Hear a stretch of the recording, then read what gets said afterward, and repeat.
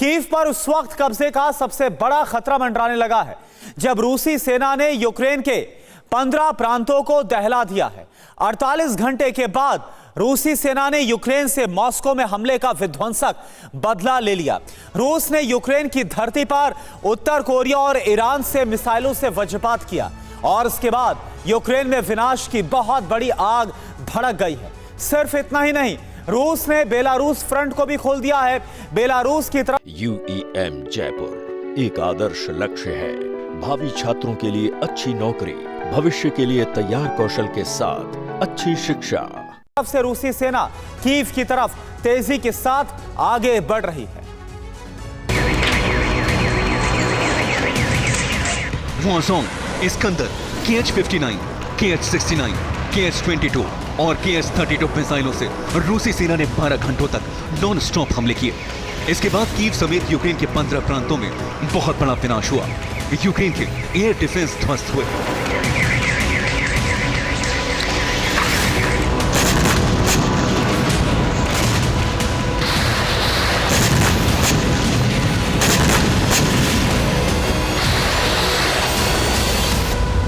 कई इमारतें आग की लपटों में जल गईं।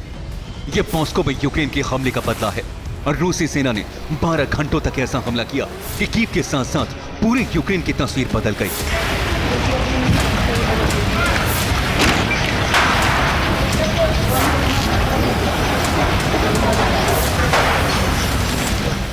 रूस के विस्फोट से कीव लगातार 6 घंटों तक दहलता रहा। कीव में 6 घंटों तक अलर्ट अलार्म बजता रहा।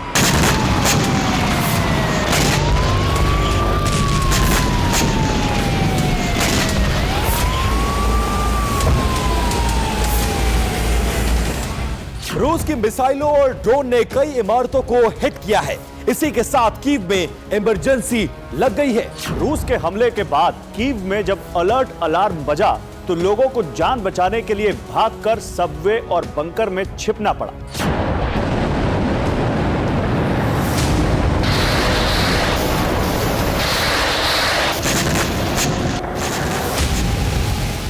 दस सितंबर को यूक्रेन ने इजराइल और तुर्की के हथियारों से रूस के अंदर विध्वंसक हमले किए थे। इससे भड़ के रूस ने महज 48 घंटे बाद यूक्रेन को उत्तर कोरिया की मिसाइल और ईरानी ड्रोन से बुरी तरह दहला दिया।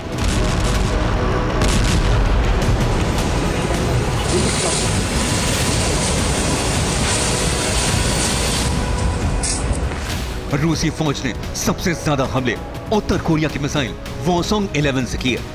रूस के ताबड़तोड़ विस्फोट से यूक्रेन में जलजला आ गया।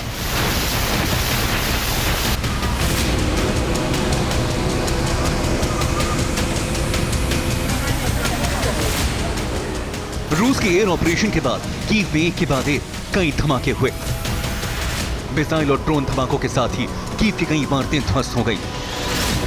रूस के हमले में कीव में तैनात 2 एयर डिफेंस सिस्टम तबाह हो गए। रिपोर्ट्स के मुताबिक हमले में उस हथियार गोदाम को नुकसान पहुंचा है जहां यूक्रेन की स्टॉर्म शैडो मिसाइलें रखी थी।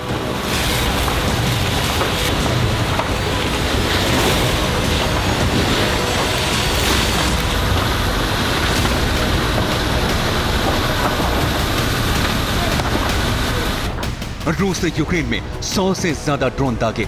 64 ड्रोन हमले सिर्फ कीव में हुए। यूक्रेन का दावा है कि उसने 44 ड्रोन्स को पार गिराया, लेकिन रूस के बाकी ड्रोन कीव में ब्लास्ट करने में सफल रहे।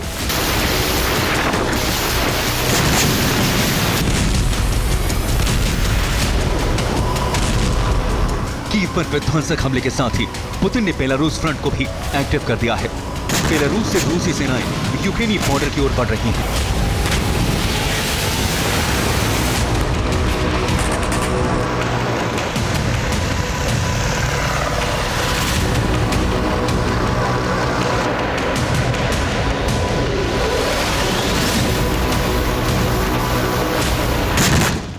रूसी सेना कीव पर आसमान से भीषण बमबारी कर रही है।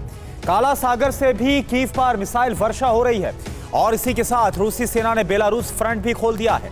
बेलारूस की तरफ से रूसी सेना कीव की तरफ बढ़ रही है। बेलारूस फ्रंट से कीव में घुसने की तैयारी है। कीव पर एक साथ 4 तरफ से आक्रमण करने का प्लान तैयार कर लिया गया है। रूसी सेना बेलारूस, सुमी, खार्किव और चेर्निहाइव से धावा बोलने जा रही है। घुसपैठ के साथ रूसी फौज कीव में ग्राउंड ऑपरेशन शुरू करेगी। जमीनी जंग के बाद कीव पर कब्जे की तैयारी है। यह माना जा रहा है कि सितंबर के अंत तक कीव पर रूसी सेना कब्जा कर सकती है। कीव पर कब्जा करने के लिए रूस ने सैन्य अभियान तेज कर दिया है। रूसी सेना 1 दर्जन से ज्यादा मोर्चों पर खतरनाक हमले कर रही है।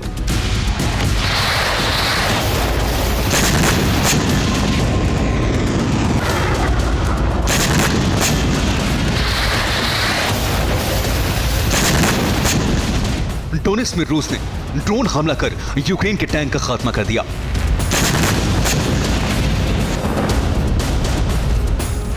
एक के बाद एक कई धमाकों से खमीलनित्स्की दहल गया। कुपियांस्क में रूस के टैंक बटालियन ने यूक्रेनी ठिकानों पर धावा बोला। खार्किव में रूस की आर्टिलरी यूनिट ने जबरदस्त तबाही मचाई। खेरसोन में रूस ने पश्चिमी देशों के हथियार लेकर जा रही ट्रेन को टारगेट किया। खेरसोन में रूसी सेना ने इस्कंदर मिसाइल से विस्फोट कर यूक्रेन की एयर डिफेंस सिस्टम को जला दिया। चेर्निहिव में रूस के हमले से गैस स्टेशन में आग लग गई।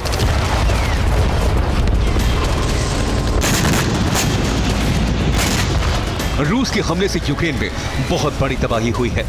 बड़ी संख्या में आम लोग मारे गए हैं।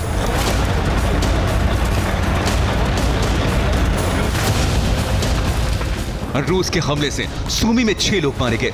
निप्रोपेट्रोवर्स्क में 2 लोगों की जान चली गई। डोनेट्स्क में 6, खेरसोन में 4, कोस्ताई नित्विका में 3, जोरियान में 2 नागरिकों की मौत हुई है।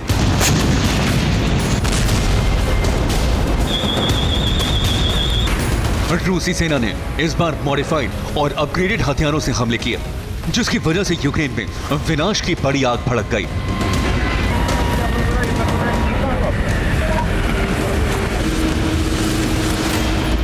रूस के हमले से बौखलाई यूक्रेनी सेना ने भी कई मोर्चों पर रूसी सेना को बड़ा जख्म दिया।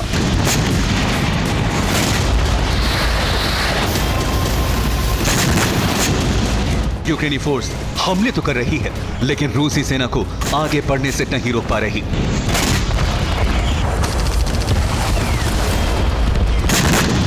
रूस के हमले अगर इसी तरह से होते रहे, रूस की सेना अगर इसी रफ्तार से आगे बढ़ती रही, तो रूस सितंबर में ही कीव पर कब्जा कर सकता है।